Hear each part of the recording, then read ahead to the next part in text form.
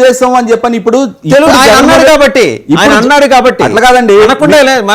జగన్మోహన్ రెడ్డి గారు మాట్లాడుతున్నా స్వయంగా అన్నాడు, తెలుగుదేశం పార్టీ నన్ను అటాక్ చేస్తాంది, నన్ను వాడుకున్నారు, నా అవసరం వాడుకుంటే నా అవసరం తీరిపోయిన తర్వాత ఈ విధంగా నా పైన బురద జరుగుతారని స్వయంగా పవన్ కళ్యాణ్ అనేక స్టేజ్ల పైన ఏదైతే 2019 ఎన్నికల సందర్భంలో అనేక సార్లు మాట్లాడాడు, తెలుగుదేశం పార్టీ వ్యతిరేకిస్తూ మాట్లాడాడు. తెలుగుదేశాన్ని వ్యతిరేకించట్లేదని చెప్పట్లా నేను అన్నది. కామెంట్ చేసిన నాయకుడు ఎవరో అడుగుతున్నా. కామెంట్ చేశాడు, బాలకృష్ణ చేశాడు, మా అమ్మను తిట్టాడు. బాలకృష్ణ ఏమని పవన్ కళ్యాణ్ గారిని బూతులు తిట్టారా? జగన్మోహన్ రెడ్డి గారు వాడుతున్న భాష బాలకృష్ణ వాడారా? బాలకృష్ణ వాళ్ళ బామర్ది కదా తెలుగుదేశం పార్టీ.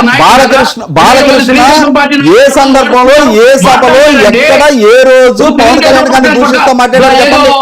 సార్ తీసుకొని బాలకృష్ణ ఏ సభలో, ఏ సందర్భంలో, ఎక్కడ పవన్ కళ్యాణ్ గారిని విమర్శిస్తూ మాట్లాడారు చెప్పండి. ఎక్కడ దూషిస్తూ మాట్లాడారు చెప్పండి అన్న.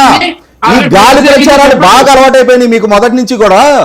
ఎప్పుడు, ఎక్కడ, ఏ సభలో బాలకృష్ణ పవన్ కళ్యాణ్ గారిని దూషిస్తూ మాట్లాడారు? ఇవాళ జగన్మోహన్ రెడ్డి గారు మాట్లాడుతూనే 10 సందర్భాలు చూపిస్తాను నేను. 10 సందర్భాలు జగన్మోహన్ రెడ్డి గారు మాట్లాడుతున్నారు. అది ఇప్పుడు రుజువు చూపిస్తా. బాలకృష్ణ మాట్లాడిన పవన్ కళ్యాణ్ మాత్రం ఏమన్నా విమర్శించు, ఎవరిని ప్రశ్నలు వేయచ్చు.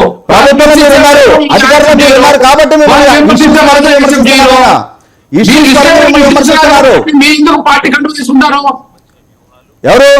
ఆయన నేను మాట్లాడుతున్నా ముడిపెట్టారు కాబట్టి మాట్లాడా. మీ పేరుని, మీ టాపిక్ నేను తీసుకోవాలా. ఇవాళ జరుగుతున్న కరెంట్ అఫైర్ గురించి పార్టీ పరంగా అన్ని విశ్లేషణ చేయండి.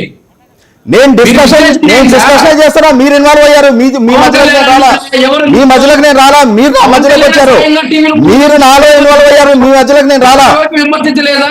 ఎవరు? ఇటువంటి పరీక్షలో నేను తెలుగుదేశంతో కలవను, అప్పుడు చేసిన తప్పు మళ్ళీ ఇంకొకసారి చెయ్యను అని పవన్ కళ్యాణ్ అనలేదా?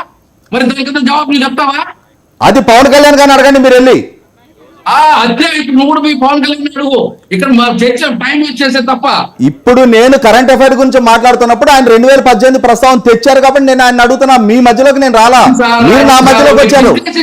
ఎందుకు ఊరికే పార్టీని పట్టుకొని వెళ్తారు?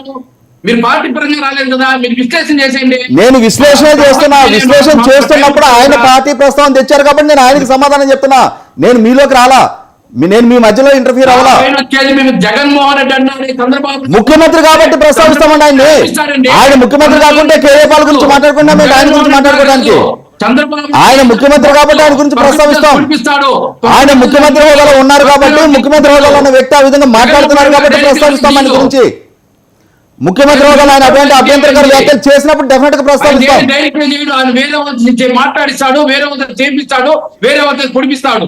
ఎవరో చెప్పమంటున్నా, ఎవరితో మాట్లాడించారు చెప్పండి, ఒక్క ప్రూఫ్ చూపిండి. 133 మందితో ఒక్క ప్రూఫ్. నిద్రపోతాను, ప్రతిపక్షాలు నిద్రపోతాడయ్యా. నేను ఒక్క ప్రూఫ్ చూపించమని అడుగుతున్నా. మంత్రి మాట్లాడాడు, చింతమనేని మాట్లాడలేదా? చింతమనేని ఏమన్నారు?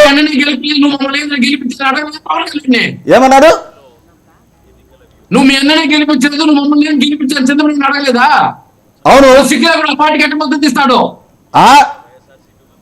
అంటే ఇప్పుడు మిమ్మల్ని నేను గెలిపించాను అన్నప్పుడు మీ అన్న నువ్వు గెలిపించలేదని వాళ్ళిద్దరి మధ్య రాజకీయ విమర్శలు జరిగినాయి. మీకు మళ్ళీ వ్యక్తిగత విమర్శలు చేశారా? మీకు మళ్ళీ వైవాహిక యుద్ధాల గురించి ప్రస్తావించారా? రాజకీయ విమర్శలు వేరు, వ్యక్తిగత విమర్శలు వేరు. మీరు ఆ విఘ్నత కోల్పోయి మీరు మాట్లాడుతున్నారు కాబట్టి ప్రస్తావిస్తారు. ఆ విఘ్నత కోల్పోయి మాట్లాడుతున్నారు కాబట్టి ప్రస్తావిస్తారు.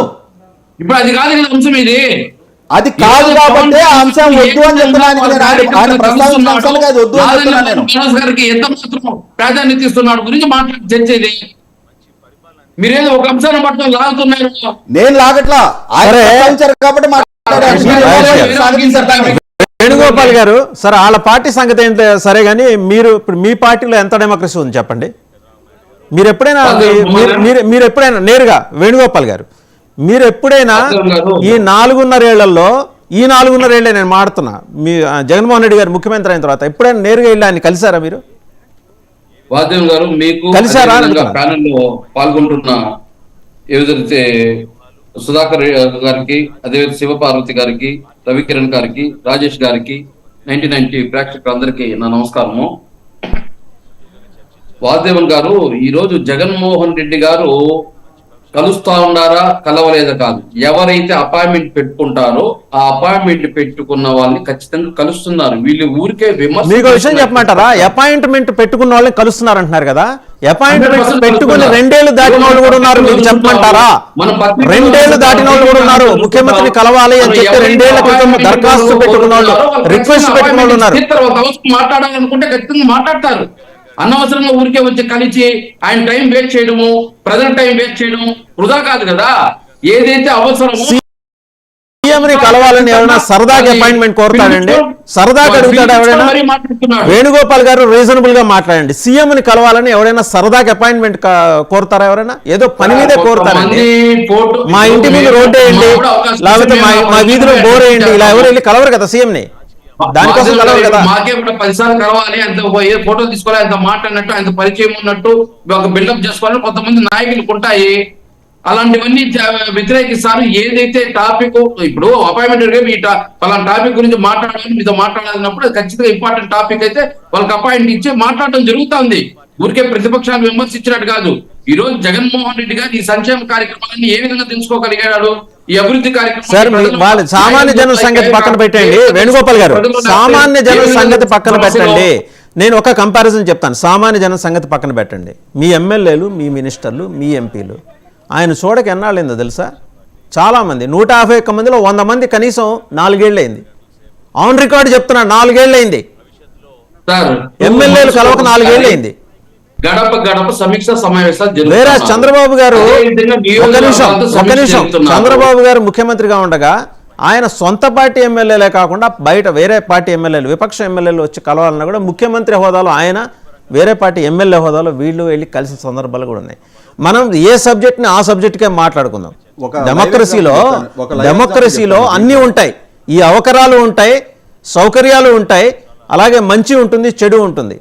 చంద్రబాబు గారు చెడే మీరు చూస్తున్నారు, నేను మంచి కోణం కూడా చెప్తున్నా. జగన్మోహన్ రెడ్డి గారు ఎలక్షన్స్కి ముందర జగన్మోహన్ రెడ్డి గారు, ఎలక్షన్స్ తర్వాత జగన్మోహన్ రెడ్డి గారు, మీరు ఇలా 2 పార్శ్వాలుగా చూడండి ఆయన్ని. 151 మందిలో 100 మంది పైన వాళ్ళకి అపాయింట్మెంట్లు లేక వాళ్ళు కూడా మనలాగా ఆయన టీవీలో చూసే పరిస్థితి వస్తే ఇంతకన్నా విషాదం ఏమైనా ఉంటుంది ఏదైనా పార్టీకి?